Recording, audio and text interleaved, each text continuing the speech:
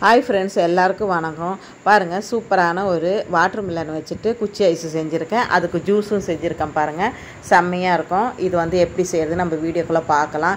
இதை நீங்கள் இந்த வீட்டில் இருக்கிற பொருளை வச்சே நம்ம செய்கிறதுங்க.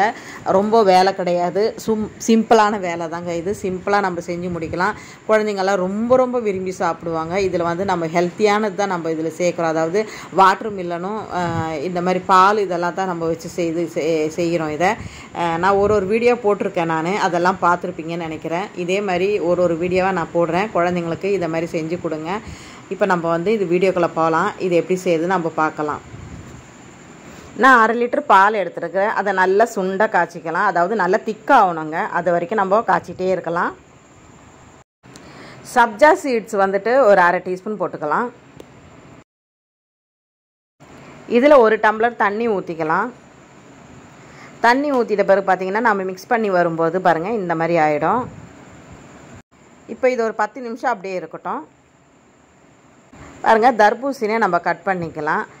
வாட்டர் மில்லன் சொல்லுவோம்ல, அந்த தர்பூசணியை நம்ம கட் பண்ணிவிட்டு எடுத்து வச்சுக்கலாம். மிக்சியில் போட்டு எடுத்து வச்சுக்கலாம். இப்போ இதில் வந்து விதையெல்லாம் இருந்தால், சின்ன சின்னதாக விதையெல்லாம் இருந்தால் எடுத்துக்கோங்க. அந்த விதையெல்லாம் எடுத்து போட்டிங்கன்னா இன்னும் சாப்பிட்றதுக்கு டேஸ்ட்டாக இருக்கும். இல்லைனா வந்து அது ரொம்ப நச்சுக்குன்னு இருக்கும். அதனால் அந்த விதையெல்லாம் வந்து எடுத்து போட்டுருங்க, கிளியர் பண்ணிவிடுங்க.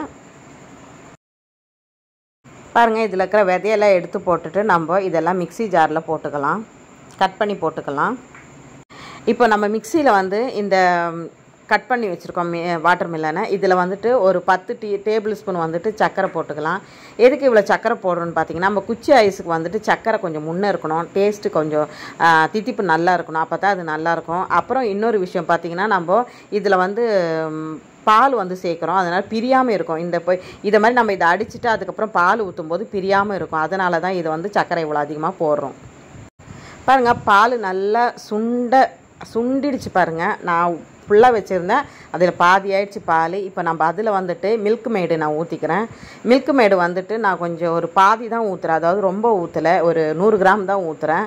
ஊற்றிட்டு அதை நல்லா மிக்ஸ் பண்ணிக்கலாம். இது மில்க் மேடு ஊற்றும் போது அந்த குச்சி ஐஸுக்கு செம்ம டேஸ்ட்டாக இருக்கும் சாப்பிட்றதுக்கு. அதுக்காக தான் இந்த மில்க் மேடு ஊற்றுறோம். அது இல்லாமல் வந்து இந்த வாட்டர் மில்லன் போடும்போது நமக்கு பிரிஞ்சு வராமல் இருக்கும். அதுக்காக தான் இந்த மில்க் மேடு ஊற்றுறோம்.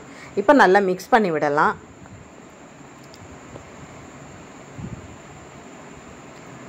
அந்த மில்க் மேட் நல்லா கரையிற அளவுக்கு மிக்ஸ் பண்ணி விட்டுக்கலாம்.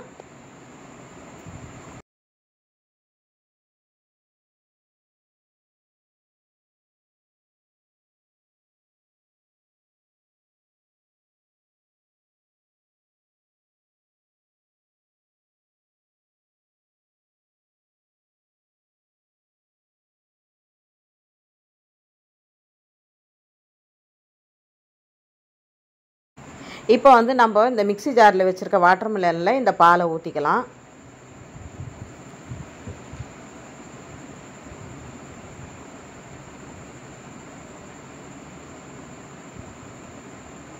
ஊற்றிட்டு நம்ம மூடி போட்டு நல்லா மிக்சியில் அடிக்கலாம். இப்போ இது நல்லா மிக்சியில் அடித்து எடுத்துகிட்டு வந்தாச்சு. இப்போ நம்ம வந்து ஊற வச்சுருந்த சப்ஜா சீட்ஸை வந்துட்டு நம்ம இதில் ஊற்றிக்கலாம். ஊற்றிட்டு நல்லா மிக்ஸ் பண்ணி விடலாம்.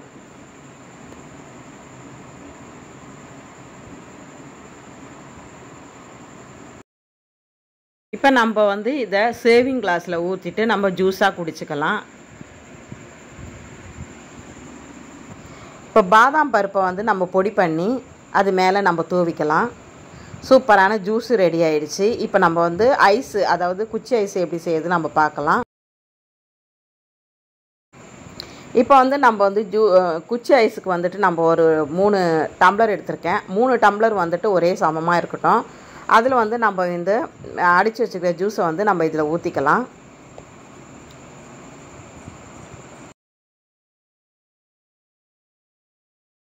இப்போ இது நம்ம வந்து ஃப்ரீசரில் வச்சுக்கலாம். ஃப்ரீசரில் வைக்கிறதுக்கு அதாவது ரொம்ப திக்காகக்கூடாது, மீடியமான திக்காகும் போது நம்ம எடுத்துக்கலாம்.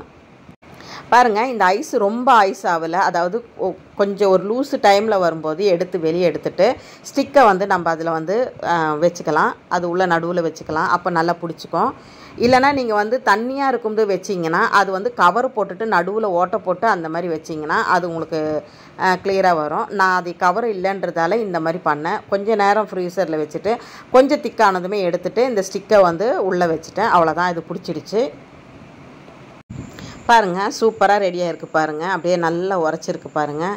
செமையான ஒரு ஐஸு, அதாவது குச்சி ஐஸ் ரெடி ஆயிடுச்சு. அதுக்கேற்ற மாதிரி ஜூஸு ரெடி ஆயிடுச்சு பாருங்கள். சூப்பரான ஒரு குச்சி ஐஸ் ரெடி ஆகிடுச்சு பாருங்கள். வாட்டர் மில்லன் குச்சி ஐஸ் செம்மையாக ரெடி ஆகிடுச்சு பாருங்கள். இந்த மாதிரி நம்ம குழந்தைங்களுக்கு ஒரு நாளைக்கு ஒரு விதமாக செஞ்சு கொடுத்தாங்கன்னா குழந்தைங்க வெளியே ஐஸ்கிரீம் எல்லாம் வாங்கி சாப்பிடாம இந்த மாதிரி வீட்டில் இருக்கிற நல்ல பொருள் வச்சு நம்ம குச்சி ஐஸு ரெடி பண்ணி கொடுக்கலாங்க. குழந்தைங்களுக்கு செம்மையாக விரும்பி சாப்பிடுவோம் குழந்தைங்களுக்கு. இதே மாதிரி நீங்கள் வீட்டில் ட்ரை பண்ணி பாருங்கள். இந்த வீடியோ ஃபுல்லாக பார்த்துருப்பீங்கன்னு நினைக்கிறேன். இந்த வீடியோ பார்த்த எல்லோரும் லைக் போட மறக்காதீங்க. கமெண்ட்ஸ் பண்ணுங்கள், சப்ஸ்கிரைப் பண்ணுங்கள், ஃப்ரெண்ட்ஸ் அண்ட் ஃபேமிலிக்கு ஷேர் பண்ணி விடுங்க. அடுத்த வீடியோவில் அடுத்த ரெசிபி நான் சந்திக்கிறேன். உங்களது விடைபெறுகிறேன். பாய்.